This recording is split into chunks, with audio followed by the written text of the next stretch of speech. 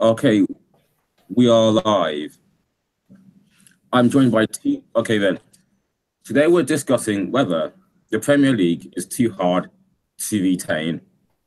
I'm joined by two great panelists in the form of Danny Cook and Charlie Pumfrey to discuss whether retaining the Premier League title is too big of an ask. Well, what do you guys think? It's an interesting point, isn't it? Oh, sorry, Danny, go No, on. no, no, no, no. Fire away, fire away. I was just going to say thank you, SA, for having us on. Yeah, That's all right. Uh, but yeah, fire away, Charlie. sorry. Yeah, thanks for having me on, SA.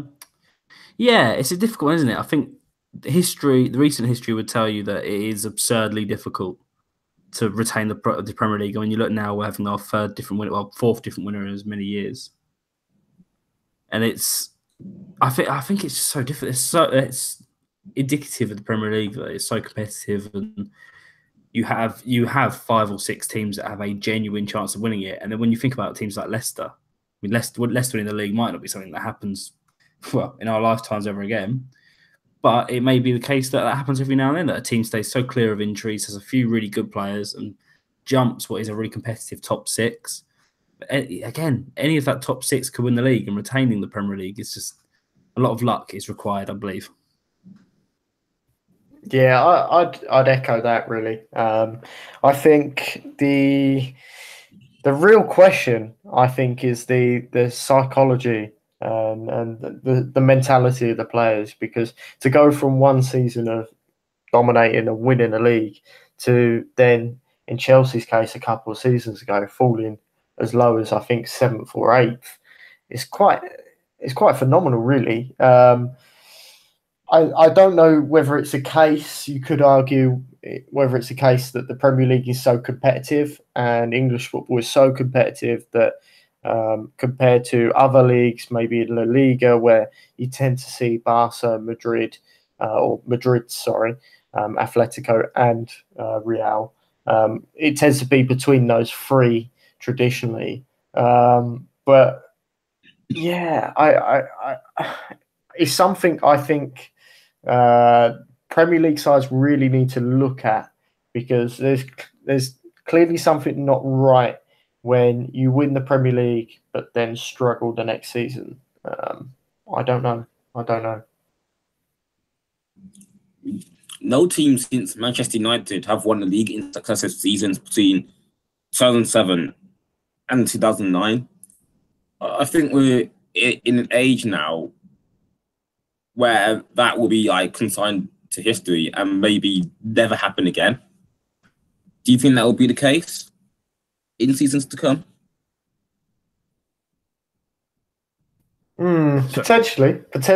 I think, again, certainly in the Premier League, the competitiveness side of things. So there's quite a few sides that could challenge, and obviously with more money pouring in, and as you see with Leicester, out of nothing coming on to win the title, I think you're probably hinting at the right thing there. I think it is going to become a rarity to win it back to back. Gone of the days of where you'd go 2-3 seasons of continuously winning the trophy. So it certainly makes things more exciting, definitely. But yeah, I'm not sure. I'm not sure if we will see it again in the long term, but certainly in the short term, I can't see. Yeah, I agree. I think it's going to be lots of 1 year spells, unfortunately. I kind of agree with you there. Look, but hold on 1 second. That's okay. No worries. Okay. Well, I'll jump in quickly while he takes a quick break.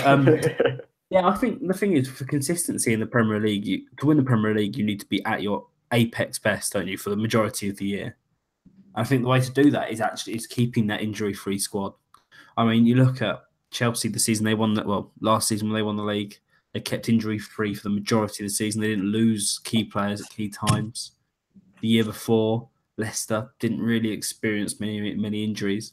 I think we've really come into an era now. You look at Man City; they've had a couple of key injuries, but nothing that, with their squad depth, I think that'll be the thing that really steps up now. Clubs will try to build mega squads. They'll try and build squads that can go on, and if you look, they have to have, like Jose Mourinho is a manager that's always had 2 players for every position. He'll always look to have. I mean, you look at, there's always competition for places. And I think that's the main thing. I think the team that gets the squad balance right and has the right players at the right time will be the ones that win the league, as is usually the case, I mean, at the Premier League the last couple of years. Yeah. Interesting point there. Another thing I'd like to ask is, why have the previous league winners, have struggled so badly the following season? Like, let's take it Chelsea, for instance. They won the league in 2015, yet they finished like about 10th the following season. Now, I think the specific case you've brought up there, Chelsea, I think both times in recent years they've won it. I think that comes down to more of a culture at Chelsea than anything else. That actually, I don't think it's a club that's geared to win the trophy back to back and consistently be at the top. I think they're in some cases they're geared to be a club that finds success for short periods. They'll be very successful for a very short amount of time. They're not quite geared, I don't think. They've got quality players, don't get me wrong, but the year they won the league was Diego Costa playing really well. Season after, he was too busy fighting the manager to actually want to try and score goals. Then you've got the year before, Fabregas, really good, but he fell away. I think that's going to be the case, unfortunately. Is that not a case of bad management or questioning that side of things? Because I genuinely feel like these. For me, it's got to be mentality. There's just something not right. You cannot win a league. It's a bit different if you win the Championship and you go on and win the Premier League, or you're challenging for the Premier League. I think that's slightly different. But that's certainly the environment that Charlie and we obviously operate in youth football. If you get promoted or you win the league, you then obviously find yourself in a new league. These guys are at the top of their game. They have arguably the best squads in the nation, and to then go from being the best to potentially mediocre or a good side, it's got to be mentality. There's something not right. I agree. Do you know? I agree to an extent, but I think there's something else that you have to look at. Really, is that you look at the challenging teams the last few years. You look last year, Manchester City weren't on the pace. They went away. They spent an unbelievable amount of money in the places they needed to improve, and they came back, and now they're walking away with the league. I think the thing is, every time a team falls away, they go and improve in the areas they need to improve in. And even if it's just that top 3, I mean, if in the top we have a top 6, but really we have 2 top 3s. You have the real elite 3, which is the 2 Manchester clubs, so United and City, and then you've got Chelsea, I think, would be your top 3 at the moment. Chelsea having a poor season. I think it's inevitable that you're going to have a year where 1 or 2 of them are going to have a bad season. I mean, Leicester won the league, all top 6 had a bad season. Yeah. And then you've got the 3 below. You've got Tottenham, Liverpool, Arsenal will constantly improve. I think Arsenal, okay, they're on the lower edge of their curve at the moment, if that's how you put it. But they'll improve. With or without Arsene Wenger, they'll improve. They'll come back as a stronger team. Maybe not next season, but the season after. Liverpool, I think they're my tip for next season. If they can keep injury-free and really assemble a good squad over the summer, they could be the ones we're talking about as the Manchester City of next year. Tottenham, again, at some point, the penny's got to drop and they've got to click. So I think it's just such competition, and actually the finance to go out and go, okay, Manchester City, their problem last season was in defence and fullback. So they went out this summer. They bought Kyle Walker, arguably the Premier League's best right back last year. You can question me on that if you like. And they went and bought Benjamin Mendy, one of Europe's best left backs, and at a young age. And they spent enough money to improve themselves in the right position. I think that is what stops teams, stops a Chelsea I mean, having that poor Chelsea had a poor summer last summer. I don't mean the transfer window. I think that's pretty much an accepted point now. And I think you can't afford to have that. You have to constantly be looking to improve. And I think that's something that Alex Ferguson would always do really well, that his teams would go through eras rather than having one consistent squad. He'd have a few key players that stay, but the clubs have just got to keep improving because everyone else is upping the pace. The bar gets higher and higher every year. Yeah, I would agree with that. There, but yeah. I would agree with that. And I think for me as well, it's I still think there's an element of bad management, because you have obviously clubs like Chelsea, they've got the opportunity in the January transfer window to sign new players. No, I think you're spot on. I agree. I think that filters into the point of progression. I think we're both on the same page here. If I'm being honest, yeah. Absolutely. No, I don't disagree with you for a moment. I think you are spot on. Thank you. Hold on. You say bad management. Do you think that Chelsea's constant chopping and changing of managers has finally caught up with them? It's bad management. I think that doesn't just come down to the first team manager. Exactly. I think that comes down to club management.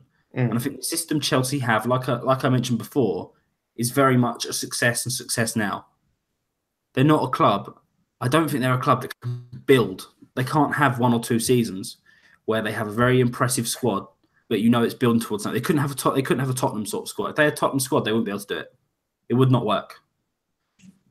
Yeah, I mean, it's their model, isn't it? They're all at the peak of their careers. They don't bring in players. They had Kevin De Bruyne, Salah, Lukaku before they were good. They had the opportunity. If they'd have kept those players and put faith in them, no question. But that's got to be bad management, and it's got to be bad philosophy.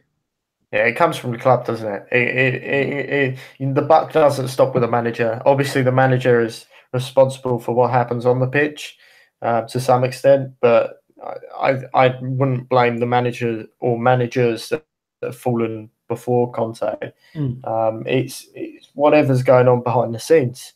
And as you say, Charlie, I don't think they're planning. I feel their business model is very short term, or their football model, should we say, is very short term, which works. It's definitely working for them, or has worked for them. But there'll come a time when, say, they go 2-3 seasons without a trophy or something like that, then that's when that model collapses, I feel.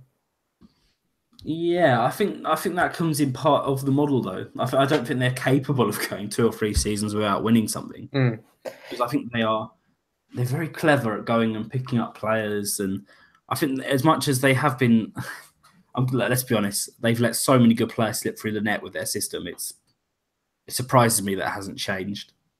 But I think you're starting to see a little bit of a change in that. I mean, look at Andreas Christensen this season. I know he's made mistakes, but he's been given the opportunity to make those mistakes. And years gone by, he wouldn't have been given that chance.